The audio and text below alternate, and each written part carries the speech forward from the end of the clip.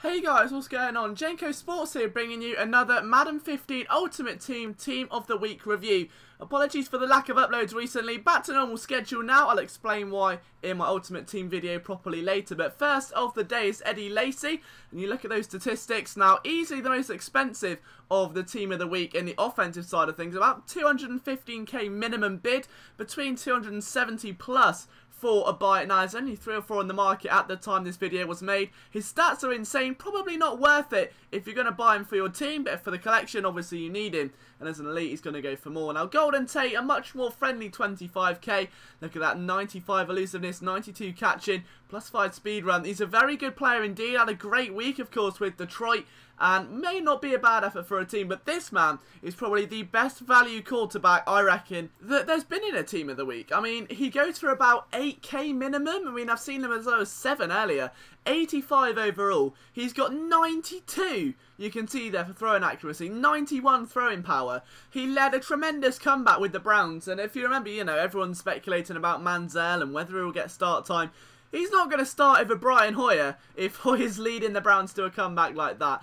Absolutely sensational. For 8k, you won't get much better. Stephen Ridley, now we've seen him before. Now his overall base card isn't too bad as it is, but at 84 overall, goes for about 8.7k. With this one, you'd probably be better off just buying the standard one. Get the base Stephen Ridley. Yes, I think he's about 5 or 6 overall less. Yeah, his stats aren't as good, but overall, I mean, you're saving a lot of money and you don't get that much more for the extra 4 or 5k you put into it.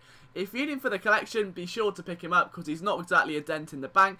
If you want him for a team, there are better running backs for less coins and ones that will probably fit into your play scheme slightly better as well. So we've seen Stephen Ridley, and now we head on to the defensive side of things, and probably the rarest card in the Team of the Week. 3 of Marcel Darius up on the market at the moment. Goes for minimum 250k, 88 defensive tackle. Again, a massive week for the Buffalo Bills star. But look at that, 90 tackling as well, 94 power moves. His strength is through the roof. No one's getting past this guy at all. There is not a single offensive lineman that's going to be able to stop this guy rushing the quarterback. An absolute demon. He comes at a price. If you want him for the collection, that's great, but definitely play with him first. Now, for an outside linebacker, you won't get much better budget than this. I mean, the guy goes for about 19k. Is Danny Lanzana for the Tampa Bay Buccaneers. A huge week for him as well. You can see the stats there and exactly what is achieved on the first page. But 85 strength. All of his stats are really based between about 83 and 89 in terms of what he can offer. So not bad, not great, but again, probably better for cheaper. But for Michael Griffin, you will not get a better free safety for under 8k. 91 speed. Right, you've got 82 precision, tackling isn't great, power 84, acceleration 93, absolutely sensational. For 8k, just pick him up regardless. Even if you're not going to put him in the team, just use him regardless because that is such a good deal.